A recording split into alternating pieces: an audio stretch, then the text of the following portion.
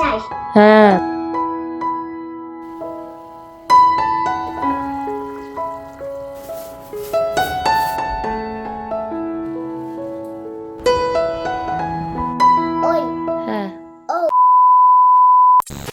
এত গরমের মধ্যে কোনো কিছুই ভালো লাগছে না। শরীরের মধ্যে এতটা পরিমাণে অস্বস্তি হচ্ছে, মনে হচ্ছে না যে রান্নাঘরে রান্না করতে আসি।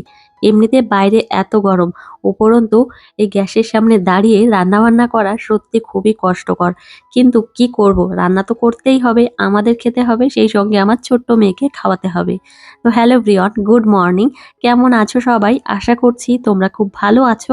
যে যেখানেই আছো সুস্থ আছো। আমিও বেশ ভালো আছি।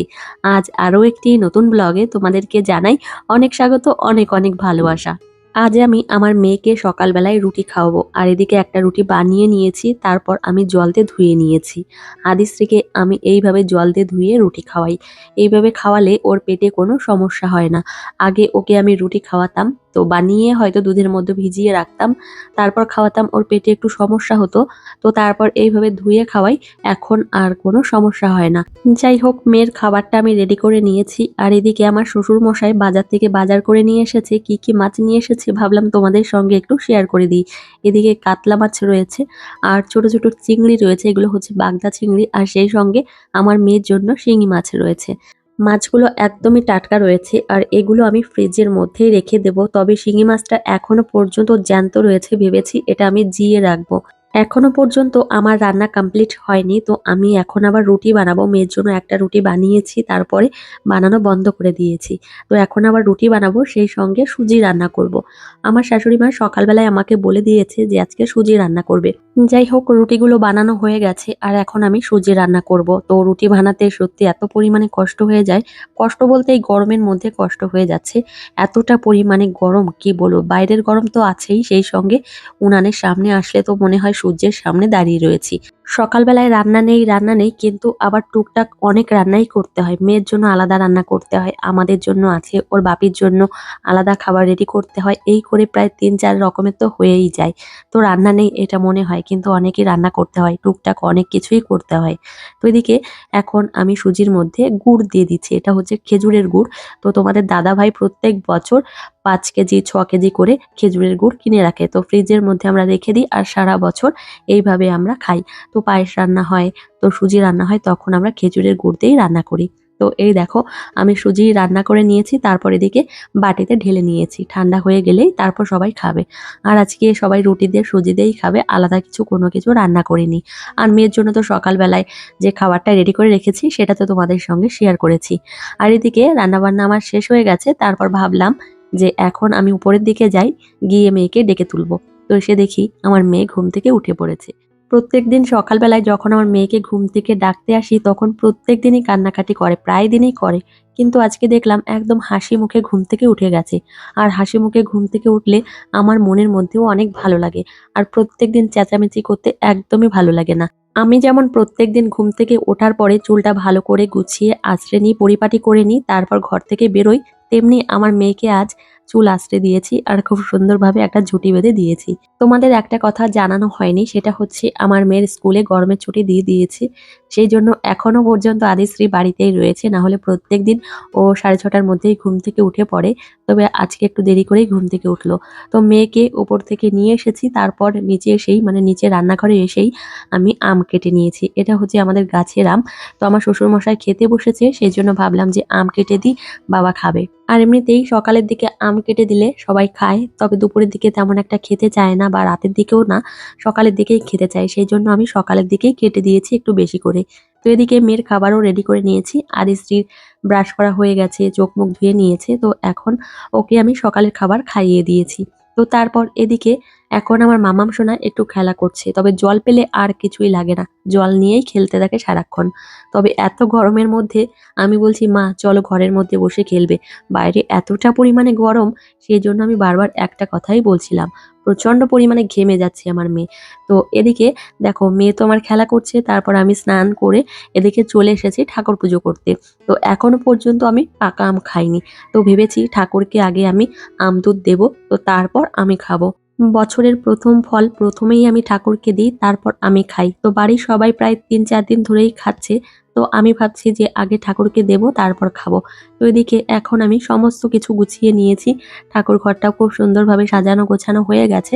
এখন শুধু আমি ঠাকুরকে আরতি করব, তারপর আমি এখান থেকে যাব। এতটা সুন্দর লাগছে সত্যি বলতে, অনেক ফুল দিয়ে পুজো করলে ঠাকুর ঘরের শোভা বেড়ে যায়।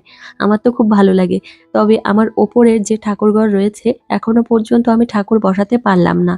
এত সুন্দর করে দিয়েছে তোমাদের দাদাভাই ঠাকুরঘরটা, তোমাদের সঙ্গে কবে যে শেয়ার করতে পারবো আর ঠাকুরকে কবে যে সেখানে বসাতে পারবো সেটাই মনে মনে ভাবি। তবে ঠাকুর যেদিন চাইবেন সেই দিনই বসবেন। তো যাই হোক, এদিকে দেখো তোমাদের সঙ্গে কথা বলতে বলতেই আমার মেয়েকে স্নান করিয়ে নিয়ে এসেছি ঘরে। তো এদিকে আমার চুলগুলো এখন একটু ঠিকঠাক করে নিলাম।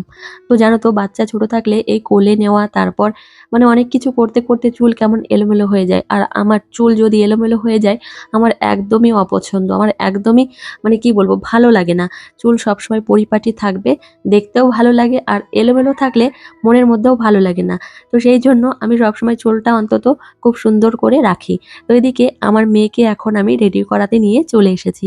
আদিশ্রীকে স্নান করানো হয়ে গেছে। সত্যি বলতে আমার মেয়েকে স্নান করানো, ঠাকুর পুজো করা আর সকালে রান্নাটা হয়ে গেলেই মনে হয় অনেকটা কাজই হয়ে গেছে। তো এদিকে এই তালশাঁসটা তোমাদের দাদাভাই নিয়ে এসেছে।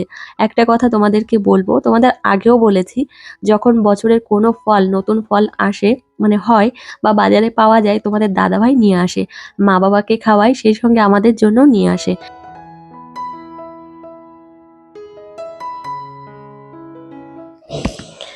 মাম্মা, ওটা কি মা? এটা কি? তাল। বলো তাল শাঁস। হ্যাঁ, তাল শাঁস। তুমি খাবে? কেন মা? এইদিকে তাকাও। আদিশ্রী, তুমি তাল শাঁস খাবে? না, খাবো না। তোমার জন্য এনেছে বাপি। তুমি খাবে না মা? বাপি এনেছে তোমার জন্য। খাবো না। এটা কত সুন্দর দেখেছো? আদিশ্রীর বাপি তালশাঁস নিয়ে এসেছে। তবে এটা আস্ত নিয়ে এসেছে, তার কারণ হচ্ছে আদিশ্রীকে দেখাবে তাল কেমন দেখতে হয় সেই জন্য। তো আমার মেয়েকে অনেক রিকোয়েস্ট করেছি যে মাম্মাম সোনা খেয়ে নাও, কিন্তু না, খেলো না। কি করব, তারপর আমি এদিকে খেয়ে নিচ্ছি। আর তাল শাঁসটা একদমই নরম ছিল, এর শাঁসটা একদমই নরম। তো সেই জন্যই আমি চামচ দিয়ে এইভাবেই খাচ্ছিলাম। আর আদিশ্রী এদিকে দেখো কি করছে, ওর বেবিকে ঘুম পাড়াচ্ছে। আমি যেমন ওকে ঘুম পাড়াই, ও দেখে তেমনি ওর বেবিকে এখন ঘুম পাড়িয়ে দিচ্ছে। যাই হোক, আমার মেয়েকে তো রেডি করানো হয়ে গেল। আর দুপুরবেলায় মেয়ের জন্য একটু রান্না করব। তো ভেবেছি একদম হালকা পাতলা করে আজকে মাংসের ঝোল রান্না করব। যে পরিমাণে গরম, তাতে একটু হালকা পাতলা করে খাওয়ালেই ভালো। আমাদের এমনিতেই মশলাপাতির খাবার একদমই সহ্য হয় না, আর বাচ্চাদের কিভাবে হবে। সেই জন্য ভেবেছি একদম হালকা করে রান্না করে দেবো। এদিকে দেখো চিকেন রয়েছে, আমি একদম বয়েল করে নিয়েছি। সেই সঙ্গে এদিকে এখন আমি পেঁয়াজ আলু একসঙ্গেই ভেজে নেব। মাংস যেহেতু আগের থেকে বয়েল করে আমি নিয়েছি, সেই জন্য এদিকে আমি পেঁয়াজ আলু একসঙ্গেই ভেজে নিচ্ছি। আর মাংস বয়েল করা রয়েছে জন্যই বেশি একটা সময় লাগবে না রান্না করতে। তো মশলা কষানো হয়ে গেছে, তো এখন আমি মাংস দিয়ে দিয়েছি আর পরিমাণ মতো জল দিয়ে এখন আমি রান্না করব, মানে ঢেকে ঢেকে রান্না করব।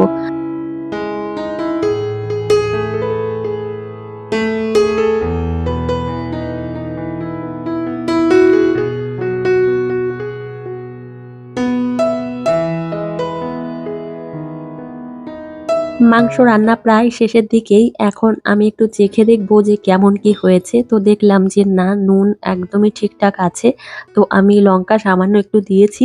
তো এদিকে দেখো রান্না প্রায় শেষের দিকেই। আর এদিকে আমার শ্বশুর মশাই এই ডিমগুলো নিয়ে এসেছে। এগুলো হচ্ছে দেশি ডিম।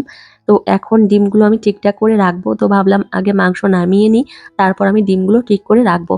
আদিশ্রী এখন নিচের ঘরেই রয়েছে, আর এদিকে আমি রান্না করছি। আর মাংস রান্না হয়ে গেলেই তারপর ওকে আমি খাইয়ে দেব। তো এই গরমে কোনো কিছুই ভালো লাগছে না সত্যি বলতে। গরমের একটা ভাব থাকে, কিন্তু এতটা পরিমাণে গরম, সেই সঙ্গে এতটা ঘেমে যাচ্ছি কি বলবো। তো এদিকে আমার শ্বশুরমশাই এই ডিমগুলো নিয়ে এসেছে। ভাবলাম এখন ঠিক করে রাখি। এগুলো আবার বাইরে রাখলে কি হবে জানো তো, 2-3 দিনের মধ্যেই নষ্ট হয়ে যাবে। তো সেই জন্য এখন ফ্রিজের মধ্যে রেখে দেবো। আর এদিকে 4টে ডিম রয়েছে, এগুলো আগের ডিম, সেই জন্য ওপরের দিকে রাখলাম। এগুলো আগে খাবো, তারপর নিচের গুলো খাবো। মানে আমি খাবো না, আমার মেয়ে খাবে। আর এদিকে দেখো মাংসের ঝোল হয়ে গেছে। তোমাদের প্রথমেই আমি বলেছি যে একদম হালকা পাতলা করে আমি আমার মেয়ের জন্য মাংসের ঝোল রান্না করে দেব। তো এদিকে দেখো মাংস রান্না করা একদমই কমপ্লিট। আর চলো একদমই সময় নষ্ট করব না, ঝটপট করে আমার মেয়েকে দুপুরের খাবারটা খাইয়ে দেবো। তো মেয়েকে দুপুরের খাবার খাইয়ে দিয়েছি, তোমাদের সঙ্গে আর শেয়ার করিনি। তো এদিকে চলে এসেছি এখন আমি ওপরের ঘরে। তো এখন ঘরগুলো গুছিয়ে নেব। আসলে গোছানো না থাকলে আমার একদম ভালো লাগে না। তোমাদের দাদাভাই ২-৩ দিনের মধ্যেই যাবে বকখালি ঘুরতে ওদের বন্ধুদের সঙ্গে। তো আমি আর আমার মামাম সোনা বাড়িতেই থাকবো। আর ভেবেছি ও বাড়ির থেকে চলে গেলে আমরা নিচের ঘরেই থাকবো। হয়তো একটা রাতই থাকবে বকখালিতে, তো তারপর চলে আসবে। কতবার বললাম যে আমাদের নিয়ে চলো, কিন্তু বলল না, বন্ধুদের সঙ্গে যাচ্ছি, তো এখন যেতে হবে না, আমি আগে দেখে আসি তারপর তোমাকে একদিন নিয়ে যাব। আমার ঘর গোছানো হয়ে গেছে, তারপর ভাবলাম যে এখন রান্নাঘরটা আমি একটু মুছে পরিষ্কার করে নিই। এমনিতে আদিশ্রীকে প্রায় প্রত্যেক দিনই আমি এখানে বসেই ওকে খাওয়াই, মানে ফলের জুস খাওয়াই। তো সেই জন্য ভাবলাম যে একটু অপরিচ্ছন্ন হয়ে রয়েছে, তাহলে মুছে নিই। আর মেয়ে যেহেতু নিচেই রয়েছে, তো সেই জন্য।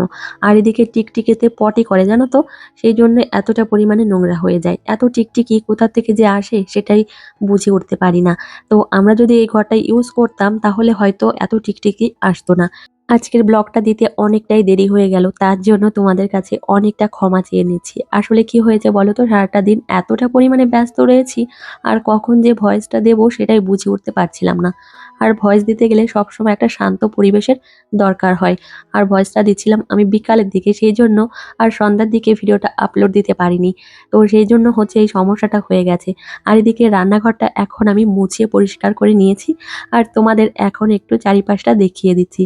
তবে রান্নাঘরে একটাও ফ্যান নেই, সেই জন্য একটু অসুবিধা হয়। মানে একটু গরম লাগে, একটু না অনেকটাই গরম লাগে। আমার মেয়ে মাঝে মধ্যে আমাকে বলে, মা ফ্যান, মা ফ্যান, খুব গরম এরকম বলে। তো এদিকে সন্ধ্যার সময় মেয়েকে নিয়ে চলে এসেছি এখন বই পড়াতে। তো আমার মেয়ে এখন বই পড়বে, ওর স্টাডি টেবিলটা এখানে নিয়ে এসেছি। তো এই স্টাডি টেবিলটাতে ওর বাপি বেশিরভাগ কাজকর্ম করে থাকে, তো আজকে আমি নিয়ে এসেছি। তো আমার মাম্মাম সোনাকে নিয়ে এখন বই নিয়ে বসেছি। ১টা ঘন্টা ও চুপচাপ করেই বসে থাকবে। ওর পাশে আমি যতক্ষণ থাকবো এমনিতেই থাকে। কিন্তু ১ ঘন্টা মতো ওকে আমি বই পড়াই, বা কখনো ১.৫ ঘন্টাও হয়ে যায়। বেশিরভাগ সময় দুষ্টুমি করে তো, লেখার মধ্যে একটু দুষ্টুমি করে, সেজন্য সময়টা বেশি লাগে। যদি একবারে টানা লিখে যায় বা পড়ে যায় তাহলে খুব ভালো হয়, কিন্তু সেটা করে না। বাচ্চা মন তো। তো এদিকে মেয়েকে একটু দেখিয়ে দিচ্ছিলাম। আর এখন ও অ, আ লিখছে, তারপর এবিসিডি লিখছে। এইগুলো মোটামুটি এখন পারে, না দেখেই পারে। তো দেখো বাচ্চাদের যত প্র্যাকটিস করাবে শিখে যায়, আস্তে আস্তে শিখে যায়। আমার মেয়ে তো কিছুই পারতো না, প্রথমে দেখে দেখেই লিখতো, আর এখন না দেখেই লিখতে পারে। তো যাই হোক, এদিকে প্রচণ্ড পরিমাণে ঘেমে যাচ্ছিল আমার মেয়ে, ফ্যান অন করা রয়েছে তবুও ঘেমে যাচ্ছে। তো তোমাদের একটা কথা আমি বলে দিই, আমাদের ঘরে কিন্তু এসি নেই। তো এবছর আমরা এসি কিনবো ভেবেছিলাম, কিন্তু আমাদের একটা জমি নেওয়া হয়ে গেছে, সেই জন্য আর এসি কেনা হয়নি। তো এমনিতে আমাদের ফ্যানটা খুবই ভালো, তো অনেক দামি একটা ফ্যান, সেই জন্য হাওয়া খুব ভালো দেয়, সেই জন্য অতটা পরিমাণে আমাদের গরমে কষ্ট হয় না। জোরে পড়ো। Gihui, হ্যাঁ dochoi, হ্যাঁ। রসৌ dochoi, রসৌ dochoi, দীর্ঘ gihui, e, রি e, e, oi, হ্যাঁ o, হুম o, o, হ্যাঁ e, apple, b, ball, c, cat, d, duck, e, eagle, e, hip, c, give, e, get, H for hat, হ্যাঁ I, ice cream, হ্যাঁ J, ujuga, হ্যাঁ K, guy, হ্যাঁ। L, L for lion lion, M, penguin, হ্যাঁ। N, next ned, O for ow, হ্যাঁ P for P, pecker, হ্যাঁ Q, hunt, Q for queen R for red, rose, হ্যাঁ S for S, shine, sun মানে shooting, হ্যাঁ T for lion, tiger U for amate, umbrella V for pan, হ্যাঁ W for was, হ্যাঁ X for is, Xmas is, spam, is Y for Iki Y for Y yacht, is Z for is zebra. Zebra. যাই হোক, আমার মেয়ের পড়া হয়ে গেছে আর এখনও দেখো খেলতে বসে গেছে ওর খেলনা নিয়ে। তো যাই হোক বন্ধুরা, আজকের ব্লগটি আর বেশি বড় করব না, অনেকটাই বড় হয়ে গেছে। আর তোমাদের সঙ্গে দেখা হবে পরের একটা মিষ্টি ব্লগে। ততক্ষণে তোমরা সুস্থ থেকো, সাবধানে থেকো এবং নিজেদের খেয়াল রেখো। আর এদিকে আদিশ্রী দেখো ওর খেলনাগুলো দেখাচ্ছে আমাকে।